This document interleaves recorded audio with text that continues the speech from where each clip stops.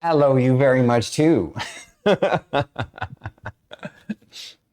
Hello, everybody. What's going on? It's Stormy D and Druid IRL for another episode of Bandwidth and Banter. We're on episode 109, I believe.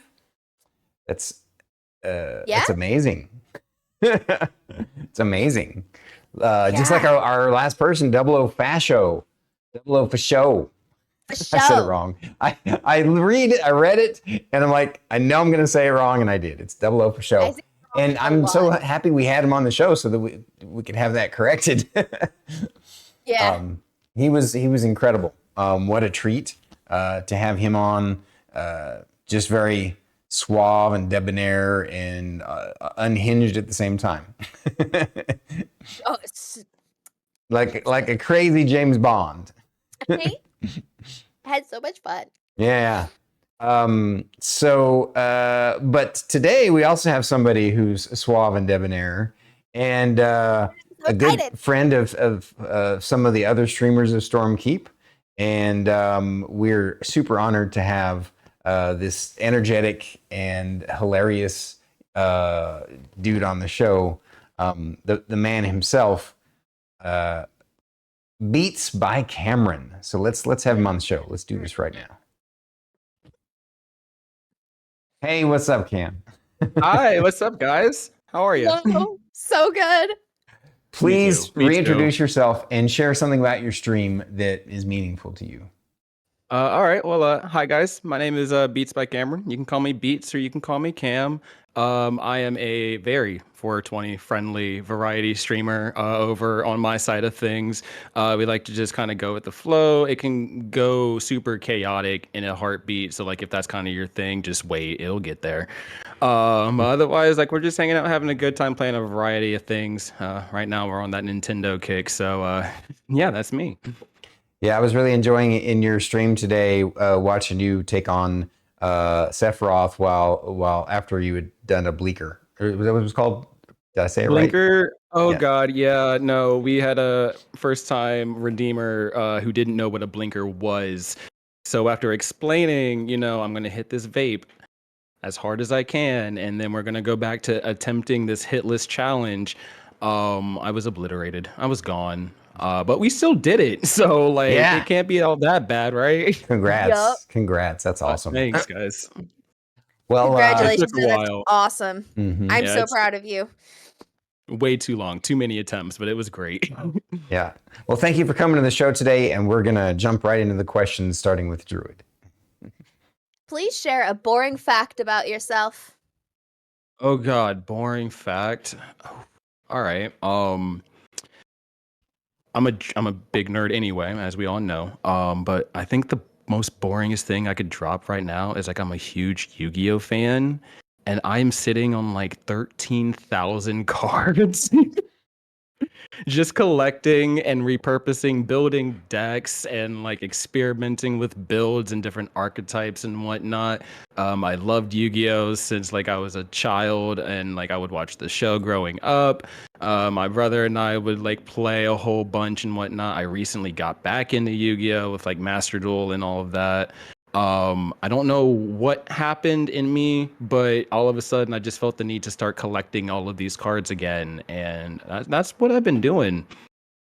I love that so much. Yeah, that's awesome. Definitely something several of us have in common, at least in a certain, to a certain degree, for sure. I remember being taught how to play Yu-Gi-Oh. I mean, I felt card like game. it's super straightforward. I mean, I don't hear a lot of people playing Pokemon, but I love Pokemon all the same too. But like Yu-Gi-Oh is a game I feel like I can teach and therefore I can play. Gotcha. Right on. So, Cam, can you tell us how did you pick your Twitch name, Beats by Cameron? What was the inspiration? I picked the name Beats by Cameron. It stuck. This is probably about 8 years ago or something like that. I was really, really big in music production as like my main hobby and interest. I had the dreams and aspirations of, making your next favorite pop song or rock song or whatever. Because I didn't have a preference on genre or anything like that. I'm all over the place with what I listen to and make. Mhm. But I needed a name. So I was just like, okay, well, I'm listening to like Kenny Beats is probably one of my favorite producers and whatnot, does a lot of hip hop and whatnot. But then like I was also making a lot of lo-fi at the time and whatnot, because the idea was to make music that I could then play in the background for my own streams. This is when I was streaming music, when I started like years ago. Um, and it just kind of stuck. I was like, okay, Beats by Cameron, but my full name, as it's spelled Kameron, that was taken. Actually, like someone actually had Cameron spelled with a K with an E in between. I was like, are you kidding me? Like I can't be unique for anything now. And so I did the not unique thing and I dropped all the vowels in my name Clever. and stylized it. And it was like Beats by Cameron and it stuck. And I workshopped it with my friends. They're like, oh no, that sounds so good. And it stuck even after like my interest in music started to decline and I started more into like picking up gaming as my big hobby again and whatnot.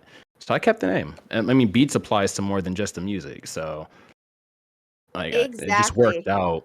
I'm I beating love that. stories. I'm beating villains. All these story beats are progressing. Right. There we go. It's Love great what it. we can do with the English language. Let's go. Um, what D&D class do you consider yourself to be in real life? So obviously I feel like Bard would be a big one. Yeah. But how I got there is very rogue-like. No pun intended, but pun intended. That was great, by the way. I loved it. Because like, thank you. What was it? I just the way I can phrase it is like I have a very, very planner kind of mindset, I feel. I'm always looking for like options A, B, C, D, E all the way through. And so I'll have like so many different avenues to get to the outcome I'm looking for in life that could apply to like a whole bunch of anything. But with that mindset as well, I'm just like, that's kind of a little sneaky, you know what I mean? Like to have like contingencies upon contingencies, it's almost like Batman. Um, but like that's kind of how my brain works. Sure. Yeah. So like there's a little bit of that to it. But definitely like Bard first. Bard. Bardcore. I love it. That's awesome. Genre. So, along the same line of thinking, if instead of being a bard, you were a druid, why would your favorite animal form be a golden retriever? Why would it be a golden retriever? I feel like we're being lied to, and maybe that's the Gemini in me because I'm very much golden retriever and black cat. I am both. And you guys like online, you very much get to see the golden retriever in me. But when like if the camera was off right now and we're just sitting like playing a game or whatnot, I could be very black cat in attitude and demeanor with how I like operate in a game or something like that. Just very methodical, very I don't really care. I'm just trying to make my ends meet. If you're on my side, great. But like ideally we're on the same side here. Let me just take care of the business and like we can be all happy about it at the end. Nice. I knew that would be a In the fun like question. most playful way, in the most like playful cat kind of way, but like no malice or anything, but I very much am like, okay, that's all right. All right, let's go. Let's do this thing. Yeah. Right. I switched from like high energy to black cat energy when I start getting really frustrated with the game. Oh yeah, easily. And there, I mean, I love my Souls born games and whatnot. Those are some very frustrating experiences. You can very much see me go from like very high energy, like start a stream. Oh yeah, guys, let's go play Elden Ring. We're gonna explore and do some stuff. And then I'm sitting on the same boss for 2 hours, and my light in my eyes are gone. I'm just like, there's nothing I can do right now to salvage this. We're just gonna brick wall from now on. It's okay. Right, exactly. Just see thing. Yes. How long have you been collecting trading cards, and which games do you collect? We know Trading Yu-Gi-Oh. cards. Okay, so I mainly collect Yu-Gi-Oh and Pokemon. Okay. Mm-hmm. Like I actively still collect those too. I did for a period of time try to teach myself, like force myself into Magic the Gathering, which I learned honestly I probably should have went the digital route to teach myself the game first. I just happened to be at my card shop when I was picking out stuff for Yu-Gi-Oh anyway. Had a bulk box of about the bulk box's single rows are like 1,300 cards. Ranging from year of release and whatnot. You have no idea what you're getting in these random boxes. Mm-hmm. But I was like, all right, well, I kind of want to learn Magic, so I'll just go ahead and buy a box and see what comes in it.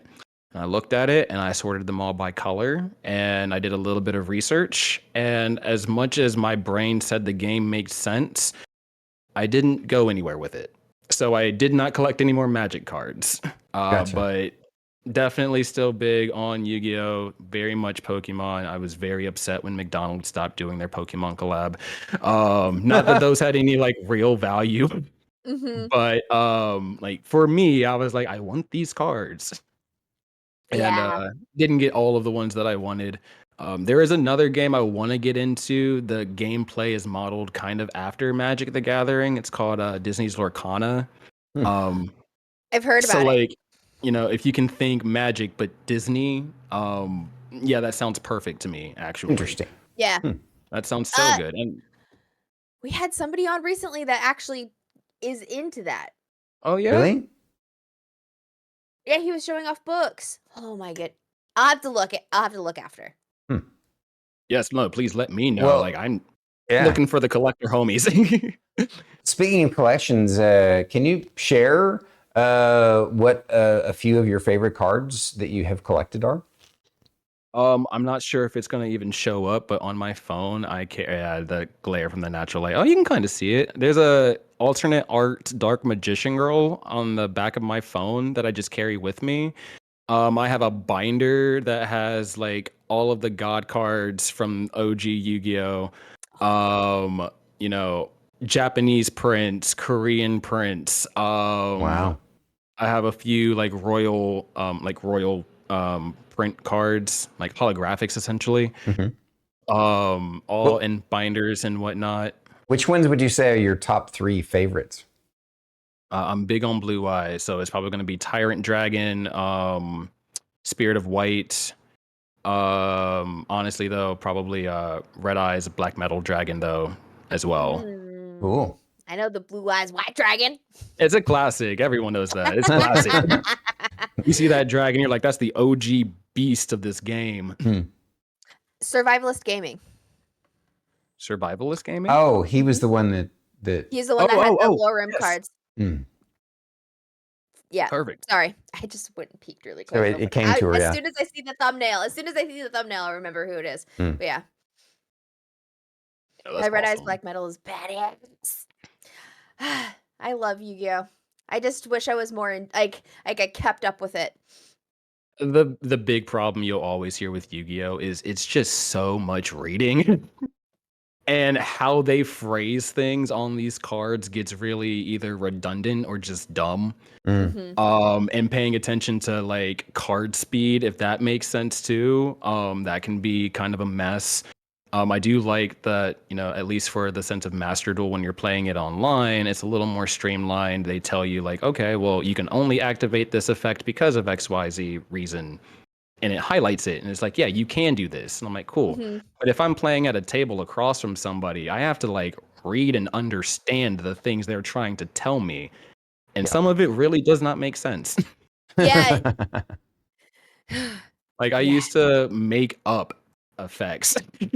Like when I would play like way younger, like in elementary, middle school, and be like, oh yeah, I activate this trap card and it does this, which the effect would say it destroys a card. And I'm like, and add draw 2. It wasn't a draw 2, it was just destroy the card. But like no one was reading that at that grade level, so like 1, 2, ha ha ha, let's go. Oh, God. I love Diabolical. that. Diabolical. Cam, What brought you to Twitch? What brought me to Twitch? What brought you to Twitch? Honestly, my friends brought me to Twitch.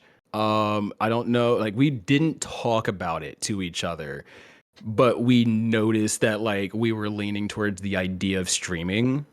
I ended up starting like post COVID. Like Mhm. I've only been very active streaming. I just had my 1 year affiliate anniversary like in January. Mm-hmm. So like super baby. Like I got the idea very late. But Twitch, I wanted to be unique because at the time I was starting with music and I didn't see a lot of people going to Twitch to stream the process of making a song from start to finish. Mm-hmm. And I was like, that'd be a really cool concept. And I don't mind talking about the art and craft and like the science behind it as well. Um, I'd see a lot of like YouTube videos on it, but it'd be kind of cool to like have the long form and then I could maybe double dip and like edit that down, have a little YouTube thing on the side. And that would Mm-hmm. help me get my music name out there. Yeah. Yeah. But then what was it? I don't know. Just something in life happened, and I just started slowly not making as much music, but all the stuff was already set up. So I was like, all right, well, let's start playing some games, and I did, and found a whole different set of friends, and just kind of kept running with it, and we're kind of here now, honestly. Gotcha. I love that. This the fall into it thing. Yeah. I love it. What It did was the family and fact that I Mhm. wanted to just stick with it. Yeah, I was just Mm-hmm. like, I don't want to give up on it. Like, I just want to kind of just keep doing it, even if Yeah. I'm not making music anymore. Right. Mm-hmm. What did family and friends think when you first told them you planned on streaming? So family knows for sure now. But Mm-hmm. when I was starting, I didn't even really bother to mention it because I knew for a fact like my mom was gonna be like, "Oh, well, another gaming related side hustle hobby thing. No big deal. Okay, so Yeah. long as you're happy, babe. Like you know what I Mhm, mean? mhm. Like Yeah. supportive parent, but like doesn't Mm-hmm. get it parent. Yeah. Um, so like family doesn't really bother, and I openly have conversations about like what's going on and whatnot in my streams and whatnot, but like they're not going to click on a link and sit there and watch this happen. It will never happen. Like that's fine. Fiance knows, every once in a while hung out. They were very very vital to me during that affiliate push. When everyone needs that 3 average, she was just like, yeah, no, I can sit there at work, it's okay. And I'm like, babe, you're the best. I hope you have fun doing what you're doing. Watching me suck at these video games and whatnot. Mhm. The Mm-hmm. friends are super supportive. But the friends that know about me streaming were the same friends that knew about me wanting to do music Mm, and whatnot. So like they seen the entire evolution and have stuck with it, honestly. gotcha. Yeah. So like they're great people, and some of them are like streamers themselves. So like they also like understand like all of the things that we all have gone through. Right on. Yes. Yes. Like, what struggles did you deal with when you first started streaming? The idea of trying to do all of this with one screen was kind of a nightmare. Um, yeah. The I have and I was doing this from a gaming laptop as well, right? So Wow. like gaming laptop with my mobile phone on the side or my iPad so I could monitor everything. Um, you know, Streaming software, I wouldn't be able to see it, so I had no idea that I was muted for 32 minutes until like that one person came in and was like, "Hey bro, you've been muted." And I'm like, "How long?" Oh no.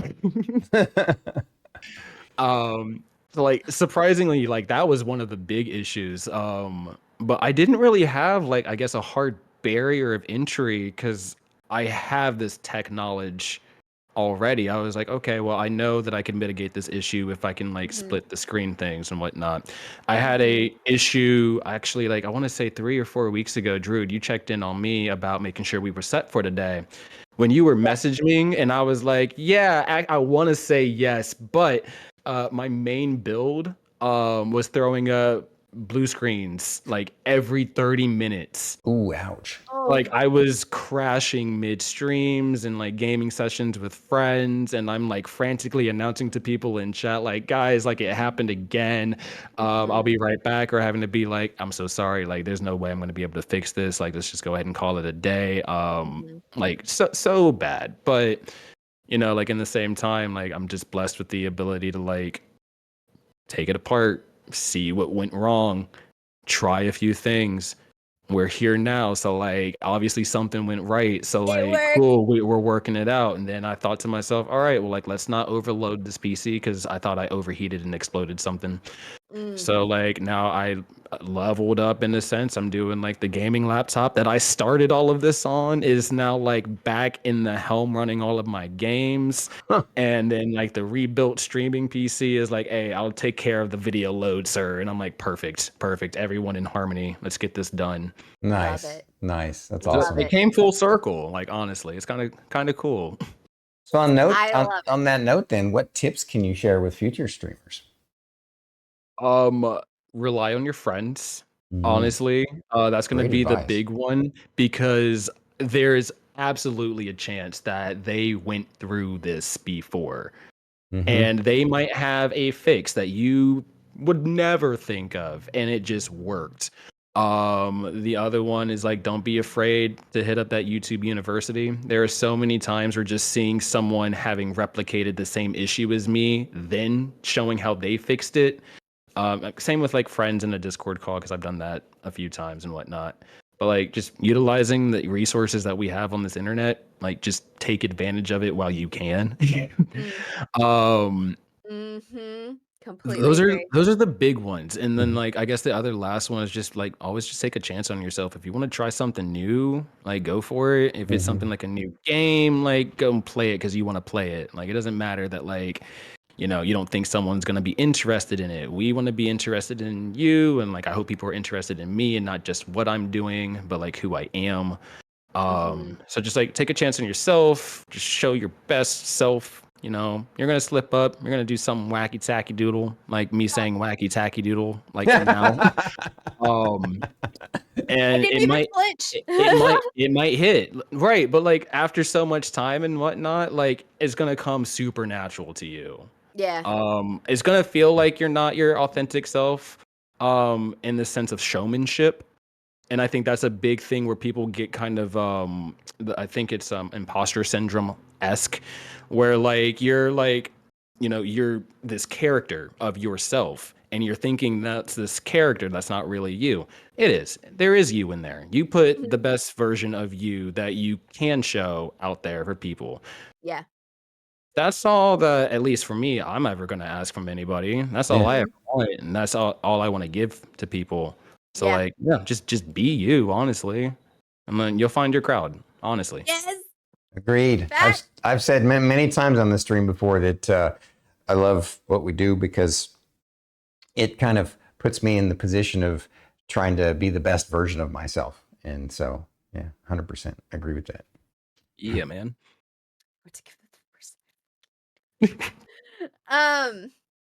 What do you enjoy most about streaming?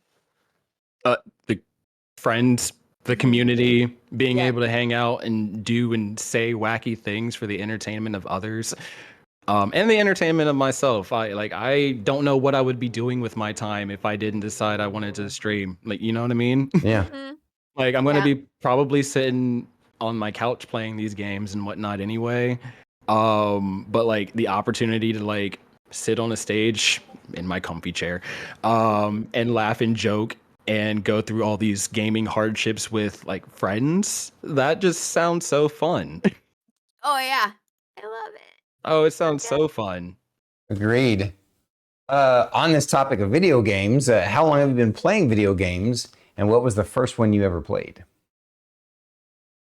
I don't honestly remember the first one I've ever played. Probably because I did have a controller in hand. There is a photo somewhere. I had a controller in hand before cognitively I could remember things. But Wow. I know for a fact my first console was an N64. Unfortunately, I lost it in a flood. But I don't remember what the first game I played with that, but the first PS2 game, which was the console I got after it flooded. So like I got a PS2 years later. Um, it was Finding Nemo and ATV Off-Road Fury 3. Those are the two games I got for my first PS2 games when I was like actually becoming like a child with a console. Um, right after that, it was an Incredibles game that I played. Oh my god, they were so great. But like those are the firsts, and I just kind of like rode PlayStation from there. Right on. I love that. What about your favorite PC game? Or do you? I mean, you play on PC sometimes too, right? Or only console? I mainly play on PC now. Okay. I do have a Series S. I have a PS4. I didn't get a PS5. I'll probably need to fix that someday. But I mainly play on PC. I don't know if I could say I have a favorite like PC game, but like the game I always end up going back to is Rocket League, and that is bad. I do not recommend. This is my PSA right now. I'm sorry to hijack things, but like, don't play Rocket League, guys. Don't do it. Don't do it. Don't do it. Kieran. Yeah, Kieran. Kieran knows. Kieran knows. We've done a few rounds. I cannot recommend Rocket League. It's like the League of Legends problem. Like I had a big League of Legends problem way back in the day. I loved that game. I loved playing it competitively and whatnot, but I could never in my heart go to a friend and be like, you should play League of Legends with me. That would make me such a bad friend.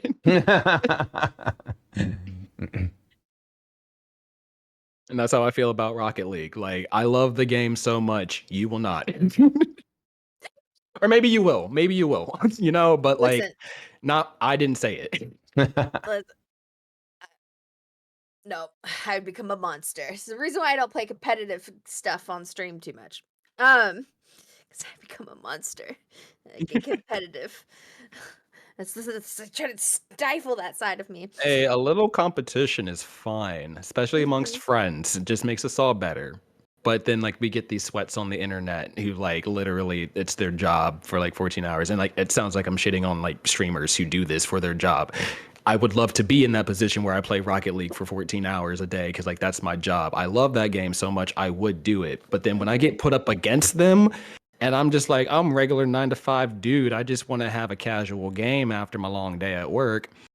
And I get the worst experience. The type that makes you want to uninstall. Yeah, it can get like that. What is your favorite game and your least favorite game that you've played on stream? Speaking of Rocket League. Ooh. Oh man, that's a hard one. There's a few games that I really, really love. There's a few big ones and like a few small ones. So like I'll go through like I guess like my top 3. The big one for sure, and like probably my favorite game period is still gonna be Kingdom Hearts 2. I'm still playing that. Like I did the whole franchise last year. Most of the games I ran on its hardest difficulty just because like I'm an adult now and I felt like I needed to put on my big boy boots and play these games how it was intended. I will never do that again. But it was such a good time. Kingdom Hearts is probably my favorite franchise period. There is I don't know if I can call it a roguelite or a roguelite. But it's a little cute game. It was on Xbox Game Pass. I decided to play it on a whim because my best friend played it. It's called Death's Door. You play as a crow. You're going around reaping souls, trying to like, you know that game. It was so fun, and I was surprised at how fun it was. It inspired me to want to play Hades 1 and 2 later on because I heard great things about those, but like I felt like my dance card was full. But then I made room for Death's Door, and I was like, no, it reinvigorated me to want to play these kinds of games. And I was like, no, I gotta make time. I will make time because I have so much fun playing that. Yeah. I love my cozies. I love my cozy games. I'm a big Stardew Valley fan. Big Minecraft, big Animal Crossing. I just restarted my Animal Crossing like a week and a half ago, actually, because I was just like, I want to redo it. A Minecraft man. We should invite him to the server if he's not already on it. I think I am listed. I just like don't like Minecraft hasn't been installed on my PC in a little bit. Like I'll end up just playing it on my Switch because I'll hang out with like the rest of the housemates and whatnot. I gotcha. But like I think I was listed. Like yeah, I I think still you love might to. be. Like I just gotta do it. Yeah. Yeah. Well, Whenever you want to, Yeah. just let us know. We'll make sure If that you you need are someone, on there. Yeah. if you need someone to dig a really really big hole or build a really really okay looking thing, I got you. What Or a farm. I love farming. What about your least favorite game that you've played on stream? The least favorite game I played wasn't even bad. I was just really, really scared. But there's a DLC for this really cute horror game called Spooky's Jump Scare Mansion. There is an expansion called Dollhouse, I believe it was. That's the problem. It's dolls. I just had a bad time. I was just like, nope, I'm afraid of this. This is awful. Scary, scary, not comfortable. And it was just because of the phobia of it all, you know? Mm-hmm. And then I guess like the only other bad experience like I kind of had, this might be a big one. I was disappointed with how I felt as I was finishing out God of War 2018. It was like a bunch of weird trivial fights at the end. I didn't understand that I could have been leveling my health a different way than the way the game explained that I could. It's a bunch of like treasure hunting and stuff that I knew I could have done, but I didn't do, but didn't realize how necessary they were trying to make it. Yeah. And after being told all of this information, you know, after playing for like 20, 21 hours, and I know I'm at the end, I'm like, well, why? You're just padding. I don't like that. I don't like that. Yeah. So like it was just a meh experience. I did enjoy the game otherwise. Like the combat was amazing. I love how I felt swinging that axe and getting the Leviathan sword. I switched that. The Leviathan axe is great, and then the Chaos swords just felt so good when I got them in my hands, metaphorically. I did not enjoy how I felt finishing that game out. Switching gears a little bit, how many musical instruments do you play, and what is your favorite? I play a decent amount of instruments. Numbers gonna be a little complicated. Okay. And it can be technical because I'll sit here and be like, I play all of them, and it's technically because I have a laptop with a really decent sample library that lets me play the trumpet and trombone and violin and all this stuff, but Sure. I'm playing a piano, right? But mainly, my favorite is gonna be drums and bass. I played in a band when I was in middle school and high school. Cool. And then we tried to like take that up into college, but then like we split up. They were actually like really mean to me about that. They like just dropped me randomly, like Oh. which inspired me to like learn how to make music on my own. And I was like learning that there's software that I can get on a computer and just do that. So like I'm not mad by any means. I'm like grateful because like I think I still make more music than any of those other people do. I mean, life happens, obviously. I'm not like no one's gonna keep up with it if you have real life things going on. But I also have real life things going on, and I'm still able to like do the thing. And I would love to hear their next track. But I play a lot of instruments. I like started with alto saxophone in 5th grade. I did bari and tenor and alto between jazz bands and whatnot in middle school and high school. Wow. Branched over to guitar, drums, and bass and piano all around the same time in high school for said band and whatnot because I was just wanting to learn a bunch of instruments. I do know how to play trumpet. And like I guess the other valved instruments, like tuba and stuff like that. But then I'll cheat because I have that keyboard knowledge. If I can plug in my USB piano into my laptop, I can play everything else. Like I've never touched a flute in my life, but a lot of like the hip hop beats have flute lines that go crazy. That's beautiful. I played clarinet, bass clarinet, and I learned a little bit of flute in middle Hey, school, and that was it. woodwind family, bring it in though. Yep. They Love tried it. to teach me saxophone, but it just for some reason my brain was just like, but clarinet? They wanted to teach me clarinet and flute, and I was like, I understand that it kind of translates well, but I really like my saxophone. I also bought my saxophone, and you're asking me, an eighth grader, to switch instruments. And my school, like, they rent instruments and whatnot, but they didn't Mhm. have another of that flute or clarinet. So they were really asking me, a grade schooler, to be like, hey, either trade in your saxophone or get your parents to go buy you another instrument for us to fill out our section. Mhm. No. No. No. No. I'll play quieter. That's what I'll do. What is your favorite music medium and or genre to craft? Music medium? That is a or genre to craft. Okay. So my favorite genre to craft is probably going to be like your standard like modern hip hop. Right Mhm. behind it is lo-fi. And the funny thing about that is I can like take a sample and make a beat and it'll be like that super hard trap you'll hear on the radio and whatnot. Mhm. I'll take the same sample and drop it a few semitones, chop it up and splice some things around. Mhm. Just change the drum sounds. The pattern could even be the same, but like I'll change the drum sounds around and maybe add like rain in the background. And now I have a lo-fi track out of that as well. Hmm. Because the genres go hand in hand so Right. well. Mhm. So like I can Yeah. use a lot of those same sounds and techniques to get the same results. Yeah. So like those are my favorite genres. And I don't know if this answers the question accurately, but when I think music medium, I think like what software I work in. Yeah. And the main two that I use is Logic Pro X and Ableton Live 11, 10, 11. One of Ableton. Yeah. Nice. Very cool.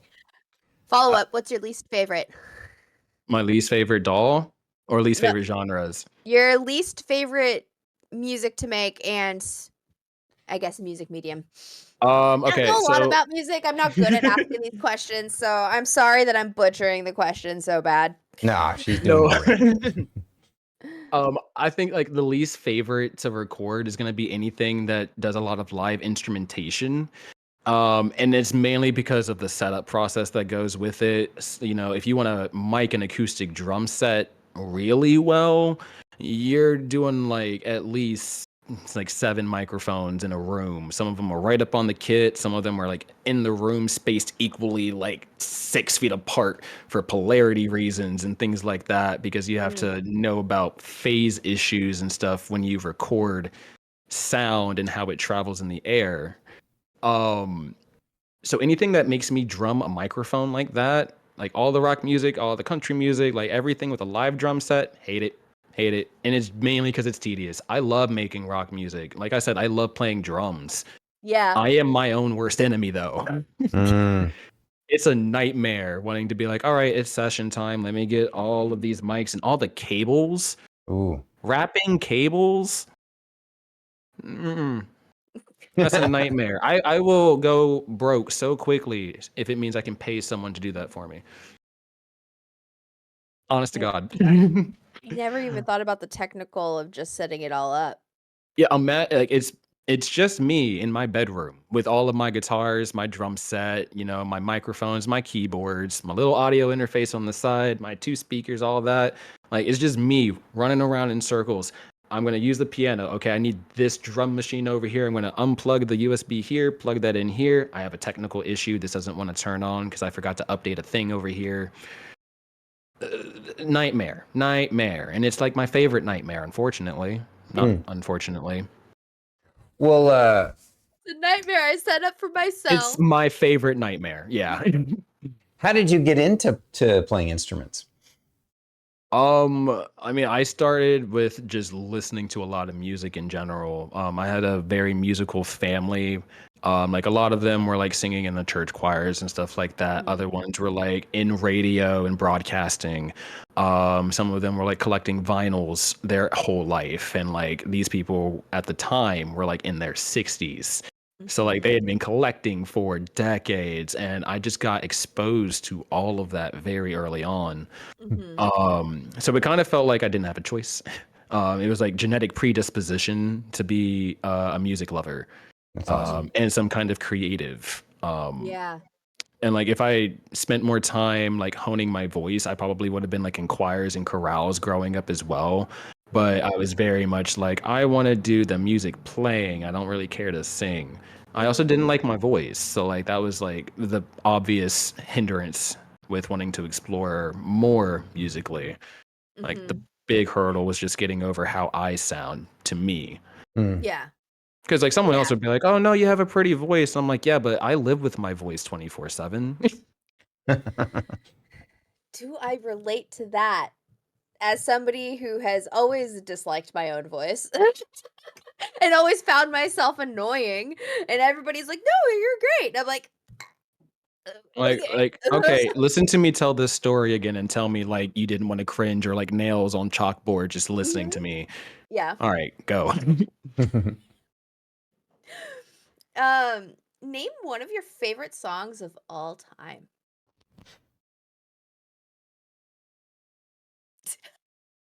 Crisis mode activated. Yeah, Oh you broke me immediately. You broke me immediately. Um, honestly, and like now I kind of want to like peek over at my Spotify and be like, what if what's on repeat right now? I can't remember anything all of a sudden since you asked. Um, A Place for My Head by Linkin Park is always gonna have a solid space in my heart. That was like my first baby, essentially, way back when. I'm really saddened I didn't get to see like the true lineup before Chester's unfortunate passing. Mhm. But I was like the biggest Linkin Park fan growing up. So A Place for My Head holds a special place. It was like one of the first songs I learned to play on guitar when everyone was super edgy back in the day. um, Now, like currently, like it's not even a song. I'm gonna say the whole soundtrack, and this is like super nerdy of me, but I will unironically on repeat listen to the Persona 3 Reload soundtrack That's cool. for So like the good. base game and its DLC. I vote that like Atlas game team, like the music team, is probably some of the best music composers in gaming, at least right now. And I'm putting them up there Mhm. with like the Sega and Capcom sound teams, like Yoko, who does like Kingdom Hearts and Final Fantasy and stuff like that. Um, Atlas is definitely up there. They're at least my number one. That is so good. Nice. Uh, Switching gears a little bit here. Uh, please tell us a story about the strangest incident you've experienced with Calvin, Cypress, and Spike. Oh no, there's a few. Um, I think the biggest impact one that I still think about every once in a while. Um, I was in a different room, so I had a different desk. I had my two monitors and my computer off to the side and whatnot.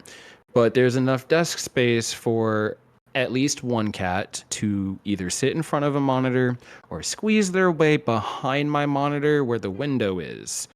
Um, and I Uh-oh. don't know if we can see where this is going, Uh-oh. but one morning I hear a crash, but it didn't sound terrible. So I decide to go back to sleep for a little bit.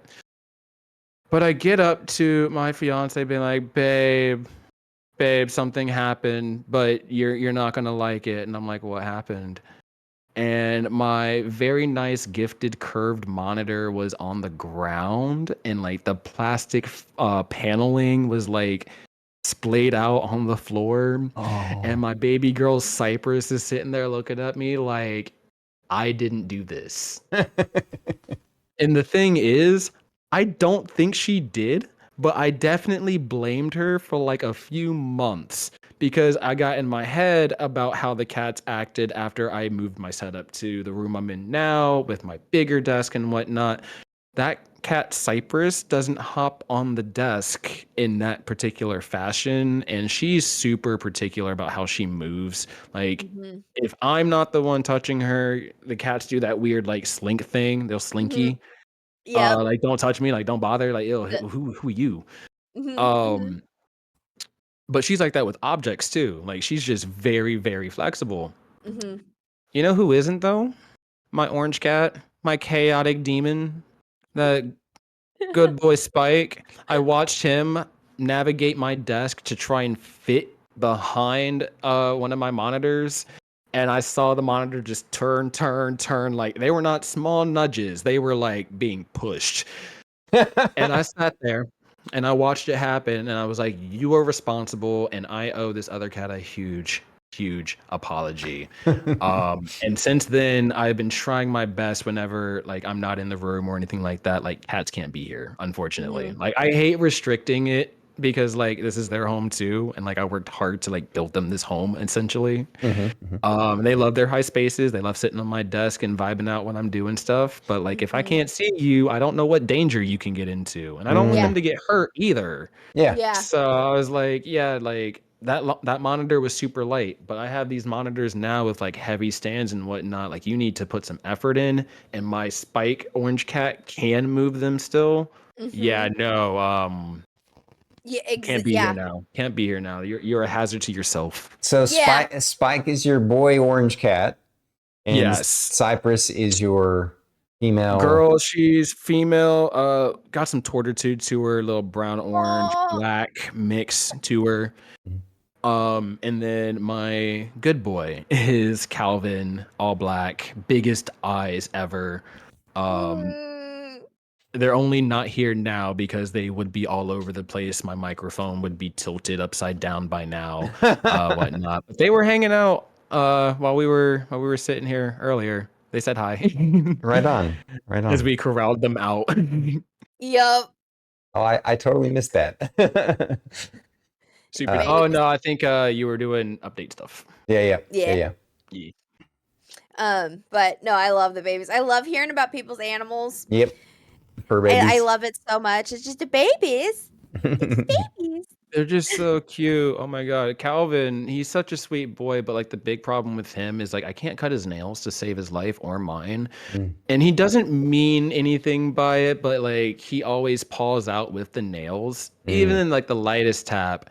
But he'll go to stretch and like he's always like at thigh height. Always at thigh height, and there's enough force to take a grown man down. Like I've definitely like been walking down the stairs. He'll come up to bat at me, get me like good in the back of the thigh. I'm gonna tumble down the stairs now. So goodbye, guys. Sorry. GG's, it's over. Yep. I've been trying to work on my bird letting me clip her, like having her like let me clip her nails. It's not working. It's dangerous. It's a dangerous endeavor. So, I feel like yeah, that would be. I've not interacted too much with birds, but that's definitely an experience I can imagine. I couldn't corral a cat. I could corral a bird. I can handle the bird for the most part. It's a 2-person job. I feel like with cats, it's a 5-person job. It can be a so many more tools. 5-person job, but if you're like really swift, it can be 2. And I can prove it. Like not literally, but I can. Yeah. We believe you. It's gotta be real swift and then just like swaddle them. Like just hold them real tight. The pressure will kind of help. The calm. Yeah, like a nice warm hug. Yeah, the babies. All right, so we're getting down into the last 3 fun, wild questions. These are just super off topic, just silly things that we just really love. I have already copied and pasted Cam's link in chat. However, just do it again. I'm gonna do it again, and you guys are gonna make sure that you actually hit those links. And then we're going to open up the floor to Q&A. We have some questions, but if you have any, just please throw them in chat. With that being said, Cameron. Yeah. What is the weirdest sleeping dream you've had that you're willing to share? The weirdest one. I don't know if anyone has seen like the movie Inception. Yeah. Yeah. Okay, so like in real life, in my dream, I've had a dream where I was driving through a particular spot in my town on the interstate, and this interstate stretch has these tunnels. Actually, like you go in a tunnel, you're covered entirely, you come out, and then you go on your happy way, you make your exit or whatnot. In this dream, though, I was listening to like some initial D funk music just like drifting through. The problem though was like I would drive through this tunnel And then I would end up realizing I'm about to go in the way I came in, like I'm in a now loop. And things would get very paradoxical. Like I'm stuck in an infinite loop of tunnel in, tunnel out. That's the same sign. Tunnel in, tunnel out. That's the same sign. Now I don't know where I'm driving or where I'm going to. And I was stuck doing that until like my car ran out of gas. And then I would get out of the car and I would walk through the tunnel. And then I would see my car there and I was like, nope. And I turned around like it was the back rooms and just dipped. Wow, I that's woke up wild. like soon after. But like that's the kind of like crazy my dreams can conjure is like it gets, and that's like with other dreams I've had. Like in a school, I would walk through a cafeteria and then go through the gym and then into a hallway, open a door, I'm back in the cafeteria. And I'm like, how did I get here? I can't logically get here how this worked, but I'm here now. That's dreams for you. That's awesome. The kind of stuff that wigs, like that concept wigs me out more than anything, I think. Freaks me right out. I can't. Like it'd be cool if I could control it. Like if this were a super like a hero universe or something like that. Okay, that sounds like it's cool because I can control it and I know actively what's going on and I can expect what's going to happen. But this was more like horror film than just like, oh cool, like going through a tunnel. Now you're looping. Portal 3 cam streams. Bro, I'll make Portal 3 happen. Guys. So speaking of superpowers, if you could have any superpower, which one would you choose and why? Immediate hacks because I think about this question all the time. I want like absolute space-time manipulation. Oh wow. That's Like absolute space/time as they are separate and together. Because you can't really have one without the other actually. Yep.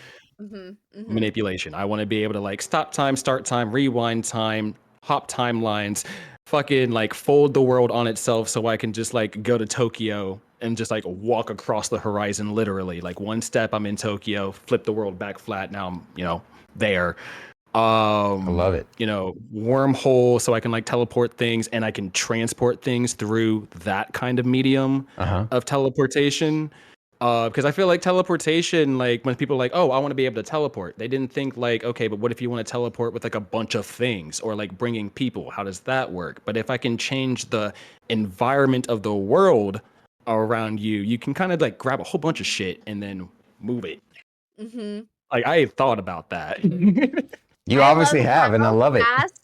You answered that. That was beautiful, and that brings me so much joy. Agreed. It's like one of my go-to questions. Like I ask that question a lot because I'm always like excited to explain my answer. Right on. So good. Thank you for sharing it with us. Absolutely. This is the most controversial question we ask people. And I do apologize, but not at the same time. I'm just curious. And we're going a little retro with this one. We are going retro. We have not asked this question in a very, very long time. Pineapple on pizza, yes or no? Yes. It's divisive. Woohoo! Yes. Yep. Yeah, no problem. It's okay. I understand it's not everybody's cup of tea and whatnot, but like I was big on like supreme pizzas and like a bunch of like random shit on pizzas anyway. I'm not gonna go out of my way for it every time, but I'm not gonna like, knock someone's shit. Like I'm very cool with the concept of pineapple on pizza. I've had it a few times. It's not bad. I'm still here, like I'm breathing clearly. Yeah. Some people might think I don't have taste anymore. But like what are you gonna do? I'm not gonna be everyone's cup of tea. We like to give Druid a hard time about that one, but really it's not fair because she doesn't like pineapple, period. So of course she wouldn't want it on pizza. And I like to just argue. Yeah, you for just no don't reason. want pineapple. Oh, okay. Instigator. Got it. Yeah. That's your Pokemon type. Noted. She's the master instigator without a doubt. I love instigating people to argue for no reason. Honestly, I'm the same. Like I get out it. Of love. Only with people that I can like trust. Can I like? We can keep it cool and cordial, but like we're Mhm. definitely gonna be like having some heated moments in a moment. I have Wookiees and I have had some like violent arguments over Oh stuff, no, see, but Wookiees and that's I still are my guy. actually like almost always on the same side of things. Especially, I mean, like we're minority streamers and like we'll go against food safety. Wookiees and I are like, in the grand scheme of things, essentially, Right like in on. that regard, Mm-hmm. we'll become the problem. It's all good. That is so beautiful. All right. Now is where we're going to jump into the open forum questions with the audience and any other questions that came to mind for us, and if you want to ask some too as well. Kicking things off with, I'm curious, how did you end up meeting food safety? I think she is your linchpin, your link to all of us. So how She did? absolutely is the link between like everyone here and then like myself. We are IRL friends. Like her and my fiance actually like went to school together and whatnot. They were friends. And then like moving forward, like I ended up meeting them, hung out, realized we liked all a bunch of the same things and whatnot. I was like, why did I never meet you before? So we started like clicking up real good. They were also one of the people like very early on, at least when I started over on Twitch, that like got me into wanting to stream on Twitch. And like I feel like maybe we would influence each other a little bit to kind of keep up with it and whatnot. Mhm. We started a whole thing together. It was like Stardew Pals. That was so fun actually. Wow. But yeah, like I great in real life human being, just like really happy to know them and whatnot. I have so much Mhm. love for them. Oh yeah, that's awesome. Her new avatar is so cute. I'm such I a big love fan it of it. so much. I love it so much. Like I was like conveniently, I have another friend who is a VTuber and whatnot, and I was like, okay, like they're cool doing their thing over here. Then food safety pops up with theirs, and I'm like, I kind of want one. I just want one to have one I now. want to join the cool club's table, guys. Um, I don't think I don't know. It might happen one day. I'll just get a wild hair and be like, okay, I can build it, I can make it, and just like do it. I can send But you the yeah, no, they're software. absolutely. I have the software. Okay, I did do it. I did actually do all of it. I have a model. I have like 3 different models right now. So many outfits. Like I bought hair, and I had to buy like black people hair. Do you know like kanji for black is weird? Okay, because like you got to go over to this Japanese site and like I learned kanji so I could buy things because Yeah. you can use English and try and find what you're looking for, but it gets Mhm. more accurate when you can, use that language. Mhm. So I did. That's awesome, dude. I can't speak it. I can type in it. Now I can get myself some really cool braids. I love that so much because guess what? I also have like 3 separate models that I've There we made go. It's just because possible. I was just like, this is so cool. Heck, all of you for making cool stuff.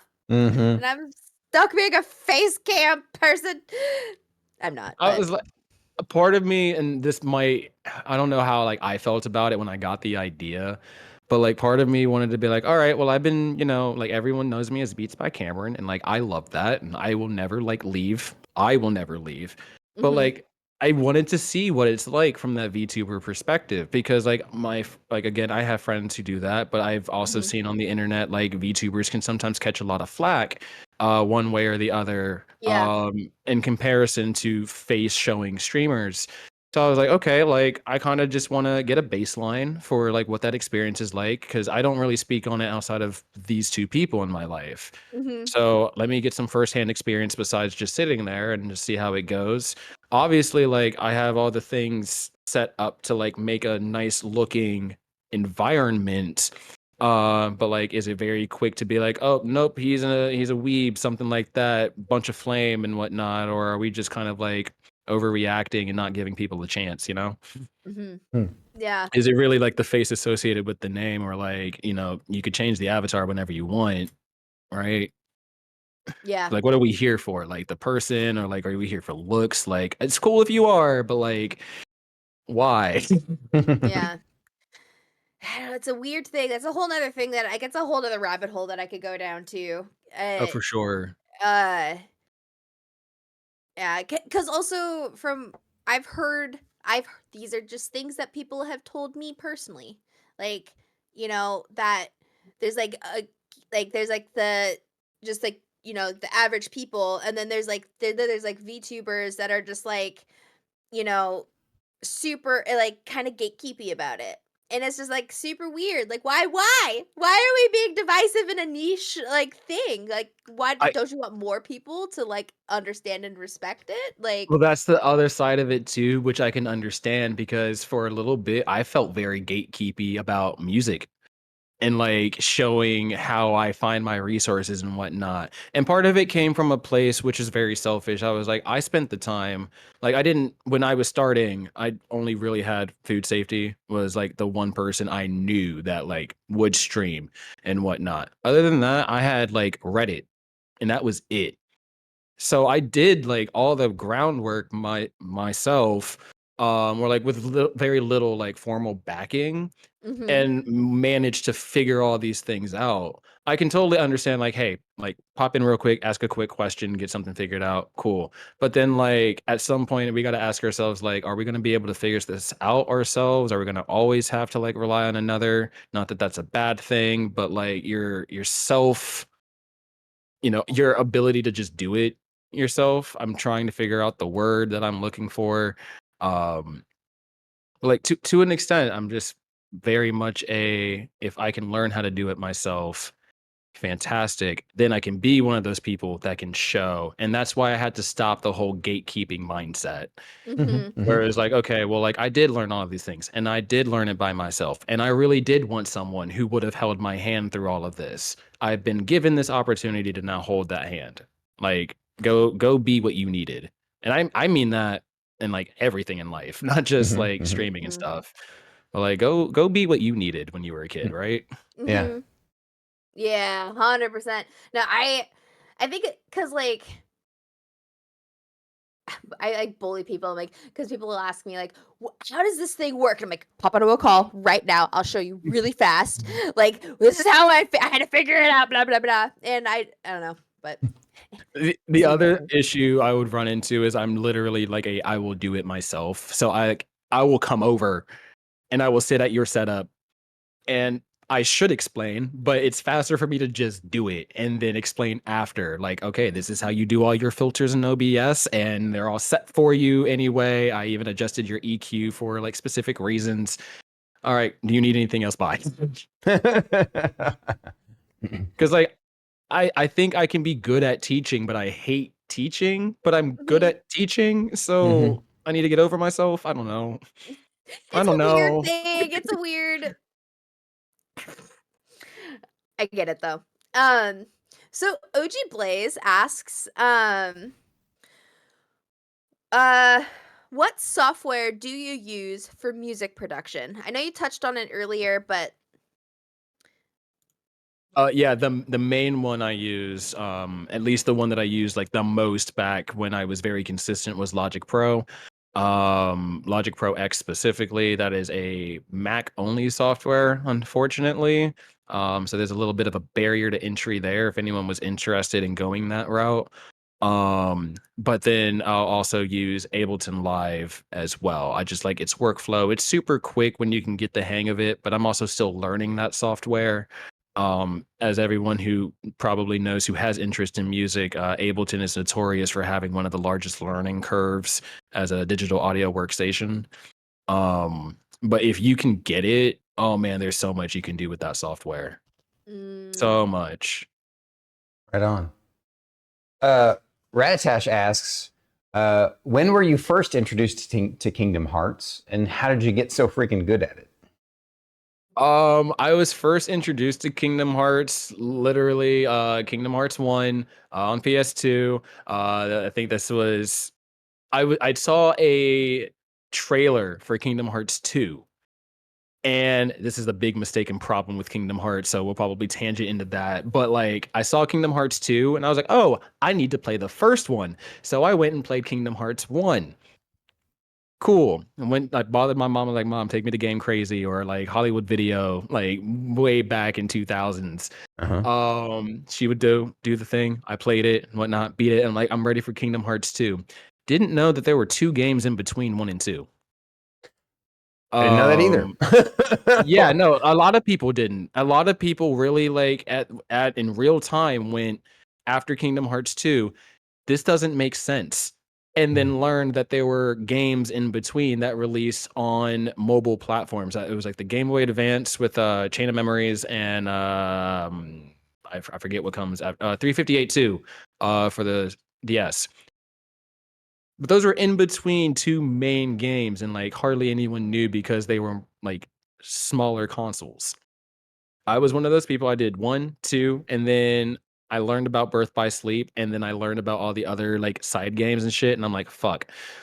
So I end up going to YouTube and I watch movies of all the cutscenes in order, spliced together. Something like couple decent not like it's tens of hours, almost hundreds of hours of like movie and cutscene. I did that to prepare for Kingdom Hearts 3 instead of playing it. Mm.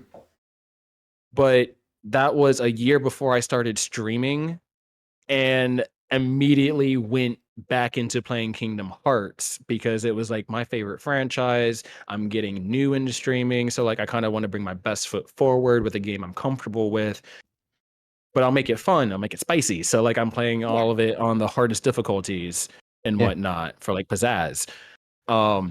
So the reason why I got good at it was because I had to. I was playing on the hardest difficulties. I needed to learn very fast. Mhm, mhm. Um, but also, like I said, like that Dark Souls little bit of gaming background that I have. Like I love my Souls games as well. Mm. So I can understand like when I need to get good. Good scrub. Yeah. As somebody who just refuses to get good because I'm just like, it's too hard. I have to play with a controller. I would rather a controller than mouse and key on any of those games. My goodness. I know, but controllers, my little derpy hand, it I mean, just what controllers hurt controller are them. you using? Like It was the a Xbox or a PlayStation. PlayStation? A PlayStation controller is more comfortable than an Xbox controller for me, for my hands. Okay. But that's only because like my repetitive stress issues with my right hand makes it I yeah. respectfully disagree. I think the like, well, is it the PS like 4 controller or the I PS5 will show you the controller? last controller I used. Hold on. Okay. And you're allowed to hard disagree. You don't have to respectfully disagree. Where did I put it? No, it's right here. This one. I disrespectfully disagree now, actually. Beautiful. And it's Beautiful. honestly, it's the PS5 controller of it all. I think the PS4 controller was a little like smaller, narrower in the center of the body. And I really liked how compact that felt in comparison.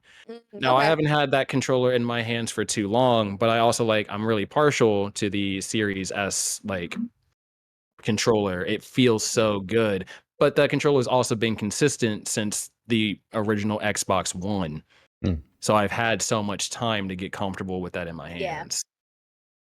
But I also would love a PS5 if anyone wants to like help me out with that. I'll stop shitting on the controller after that. It's beautiful. I love that. All right. So Wookiees and Cookies asks question. Can you play a grass leaf with so much confidence you can get Bermuda grass out of the triangle? Her. Actually, no. I am not allowed to travel by sea, for personal reasons. Also, like certain governing bodies in the area just like do not want my presence there. So, like Bermuda grass, I can't have anything to do with that. It's more of a logistical problem. But we're trying to work that out with my people. We can try and make that happen like in the very near future. I'm thinking 2027, 2028 timeline. Wookiees, I'll get right back to you on that because I would love to be able to blow those leaves, but I'm just not allowed to. Well I'm just not said. allowed. I feel like this is an inside joke that I don't get. Yeah. And I love it. I love. All cuffed. There Oh, is no way. beautiful! Oh my god! Even better. Even better. I love that so much. I aim to please. I try so hard. Uh, Oh god, I'm scared. What? Alex asks, as someone who can relate with the fear of dolls, what was the thing that sparked your fear of dolls? I didn't have a. That's a lie. I just remembered. Trauma will do that. I had it blocked out, and then like it's all back in 4K. Oh god. There is a horror movie that I was subjected to. Not like literally, I accidentally walked in on my mom watching a horror film. She just didn't kick me out. Didn't think anything of it. Mhm. Because my first horror films were like the Saw franchise. Those are just absurdly gory. But that's completely different than like mind-boggling horror.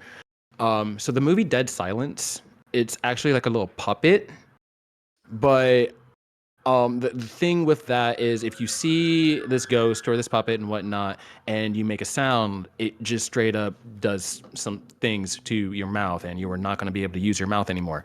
That's all I will leave it with that. But seeing that as a child really ruined my affinity for puppets and dolls and whatnot, and for good reason. I don't recommend anyone go, but if you're curious, like Dead Silence is what that was. Interesting. Right on. Alex is in chat is just like It's weird how when we're young, a movie can, even if it's like cheesy or bad, can have such an impact, you know? Because I too have some, I have this one movie, I can't remember the name of the movie now. It had Chuck Connors in it. This was like from the 70s. And the movie was weird. It's about these people who, I think the movie's called Tourist Trap. I think that's the name of it. And they basically, they go to this tourist trap and, because their car broke down or whatever. And, you know, it's the usual trope, but this movie's so old. It's one of the movies that started the trope, right? Yeah. But what was really creepy about this movie was the guy collected mannequins, and he had all these mannequins arranged in his house in the dark. But even worse than that, he had like telekinetic abilities, and he could make them move and talk. It freaked me out as a little kid. I was like, what? I'm okay on that. No, thank you. I was bamboozled. I was tricked into playing the campaign for Call of Duty Black Ops 6.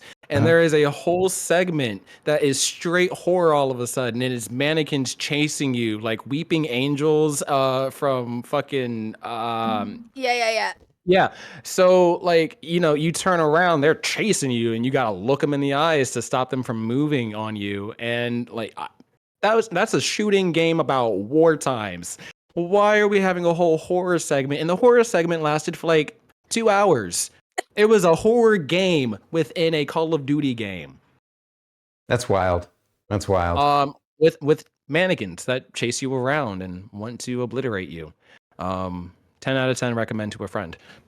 a friend. Right. Gotcha. Well, so do you have any questions for us before we start to get to the wrap up, brother?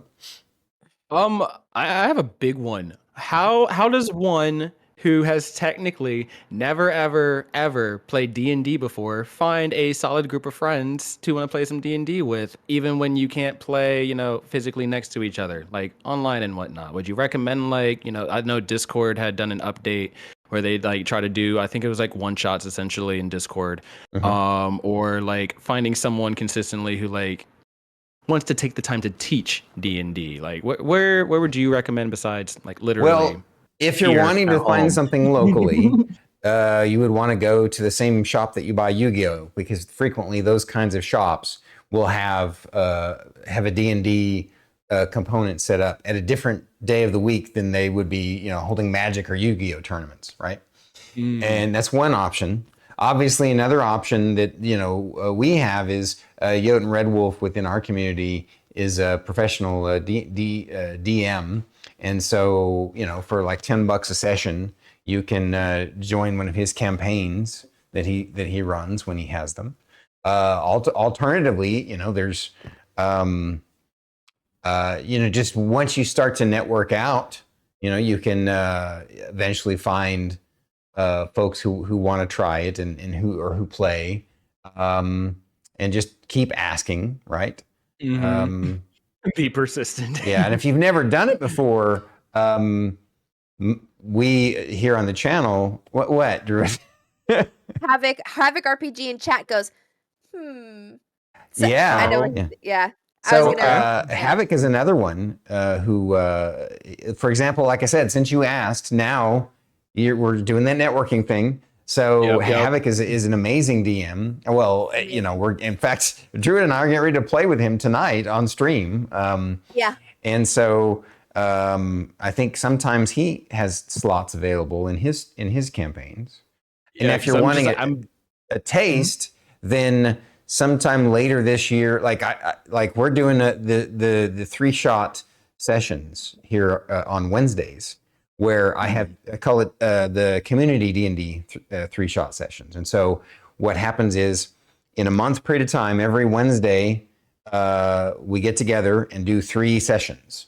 And at the beginning of it, I make the character with you. I teach you how to play, and then we get together and we play 3 sessions in a row. And that kind of gives you the taste and feel and the back, you know, the base knowledge of playing the game. And then if you because like yeah, the base knowledge is only Baldur's Gate. I mean that's a Literally, lot though. I think like if you've played all the way through Baldur's Gate 3, then you will definitely be able to pick up D&D and play it like quickly. Yeah. You have definitely a- haven't. That's the thing. Also, I was like, I maybe would play for like maybe 2 or 3 hours on my own by myself, Uh-huh. and I'd be like, well, this is cool, but like, where's the camaraderie? I mean that's true, You know? 100%. Yeah. I mean you can play it multiplayer, but it's hard to find someone who can, right? Yeah, the hardest part was like the friends of mine that did own it. Like we decided to buy it on separate consoles, and they didn't have cross-plat at the time. Right. And right. then it took Patch it though. too long. Everyone else but me is beating it, and they don't want to go back, and I understand. Yeah. Yeah. Not literally like never go back, but like They're not I mean, ready they to play it definitely again done yet. it. Yeah. Oh, they have other things on their card. Yeah. Yeah. Well, so if you're interested, if you would like a taste of it with our community D&D Threshings, will be, I think, let's see, we're looking at May, June, July for the next set, because we already have March set up, and then April we won't be doing it. But if it's something you'd be interested in, then keep talking to me and Druid about it. We'll see if we can figure some out. Or if you want something more long term or whatever, we got Jotun Red Wolf, we got Havoc, and whole lot of homies. Yeah. So you saying this out loud right here is probably the best bet that you have for us to find you somebody. So it's a mission that I like. I like doing. I think Cam would be awesome as a role player. I think he definitely has the intelligence and the vibe and the energy. So I think he'd be great at it, dude. No, I appreciate it, honestly. Like, it's something I've been interested in for a while, but like, you know, the friend groups that I had carried, like some of them were interested in the concept of watching, but not necessarily playing and whatnot. And then I could never lock in time with anyone that like did actually play. Always a scheduling nightmare. I'm sure everyone knows that. Yes. Oh, that reminds me. Also, Wookiees too. I don't know if he plays anymore. Wookiees, or DMs Wookiees anymore. DM's Pathfinder, which is that's like right. Yeah. It's a different rule set, but still like that tabletop RPG thing. Yeah. Pathfinder is technically an offshoot of the 3.5 edition of Dungeons and Dragons, which is an older version. And it uses those rules. So since you've played Baldur's Gate 3 and kind of know how that works, I would recommend sticking with 5th edition. And but yeah. That's super cool. Because I was shoot. I was gonna ask, what was like the longest session like you guys have ever run, like for D&D, like straight, like just sitting there at the table playing? So our stream, you mean in one session, or like in one, like of all of your sessions, what is the longest like I've sat down, I've been actively playing session? Like, was it like 5 hours, 8 hours? Was it like 12 hours straight of D&D madness, or I like, think we did it. you know, I think we did 12 hours, didn't we? it was 12? With one of the. Well, it wasn't the longest one I've ever done, but it's the longest one that she's ever done. Whatever. Yeah, because like when this was like at the very beginning of Isles in the Mist, this was like before we even started streaming it. Yeah. And we did like a 12 hours thing. And I know Fate has done like 24 hours basically, where he literally like they all just like barely slept, drank a bunch of caffeine, and just kept playing like the whole weekend. Yeah, and You know. I too have experienced that as well, where you just keep playing, maybe fall asleep and then wake up and start over again and keep going. But yeah, it's not like that happens all of the time. And you kind of get into a rhythm where like 4 to 5 hours is just about right. Because IRL, right? It's the hardest part about D&D campaigns. They typically will peter out because folks can't make it because of IRL concerns. And so if you can put it in a time slot that is a little bit more compact, you're more likely to complete that campaign. Yeah. Like our Isles in the Mist campaign literally went 2 years. So That's crazy. and there's some. Oh, I mean, wow. that's not the craziest though. Like I know of some old school D&D folks who have campaigns that have been going on for decades. I was gonna say, like, I can understand why people are like, "Oh yeah, no, my Friends for Life is my D&D group," but it's because you've been playing the same campaign for years. Yeah. Yeah. Like in the like playful, like banter way, like, yeah, they're friends for life, but you're also like been playing the same literal game for that amount of time. Yeah. But I still think that's cool, you know? Right on. Well, thank you for asking. I appreciate that. Yeah. So it's about time for us to wrap up. I would like you to share one other bit of wisdom and or entertainment from anything that you want to share with the folks here before we wrap up today. If I could leave anyone with anything, like, I mean, I said it earlier, but it's always just like, believe in yourself, give yourself your best chance to do whatever it is you think you're going to put your mind to. Like, just take the shot on yourself. If it's going to be a risk, why not take it? Because the worst that could happen is like you either fail and you get an opportunity to learn from it, or you regret that you never tried, right? Let's just give yourself a shot. Give yourself a chance. And be kind to yourself and others. That's a big one. That's fantastic advice, guys. Listen to him and follow that advice 100%. That's and not just on streaming, but in everything in life. In That's everything. Awesome. Yeah. You're the man. I appreciate you. Thank you for coming on the show, brother. Appreciate you guys. Thank you so much. You bet. It's been so good. Appreciate you so much. Wow. I knew having Beats on was going to be amazing. Yes.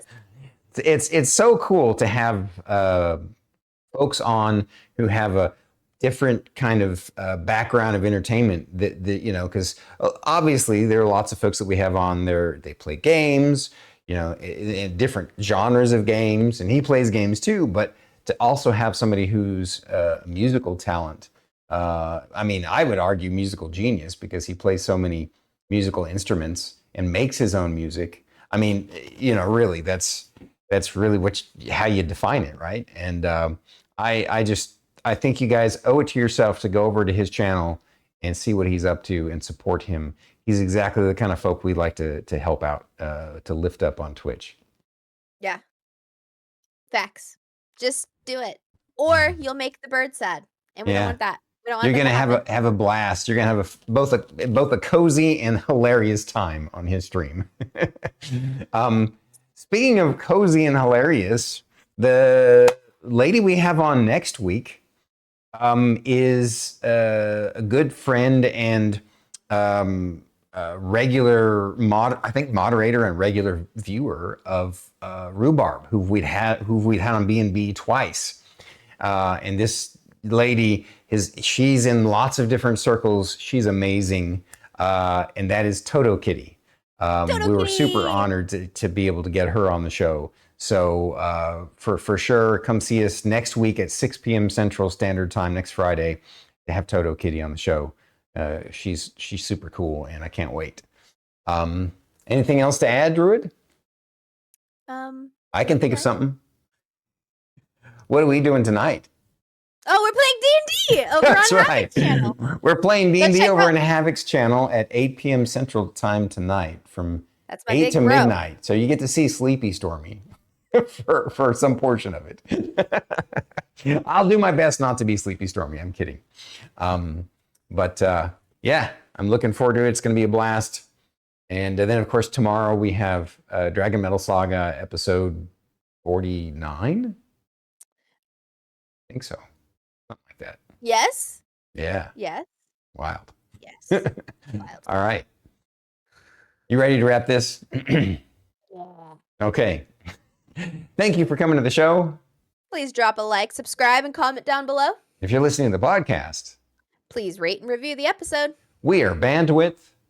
And banter. Thank you. And good night. Good night.